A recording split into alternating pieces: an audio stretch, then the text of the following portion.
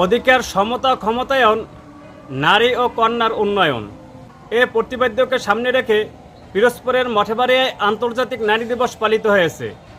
দিবসটি উপলক্ষে উপজেলা প্রশাসন, মহিলা বিষয়ক অধিদপ্তর ও জাতীয় মহিলা সংস্থার আয়োজনে শনিবার সকালে উপজেলা পরিষদ মিলনায়তনে এক আলোচনা সভা অনুষ্ঠিত হয়। সভায় প্রধান অতিথি ছিলেন উপজেলা নির্বাহী অফিসার আব্দুল কাইয়ুম।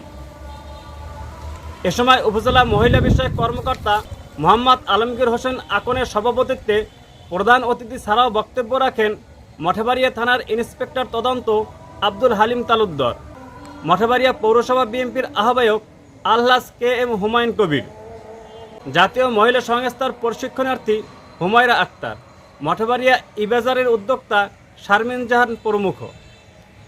অনুষ্ঠান সঞ্চালনা করেন উপজেলা মহিলা বিষয়ক অধিদপ্তরের ক্রেডিট সুপারভাইজার মোহাম্মদ মারুফুজ্জামান। পরে উপজেলা পরিষদ চত্বরে বৃক্ষরোপণ করা হয়।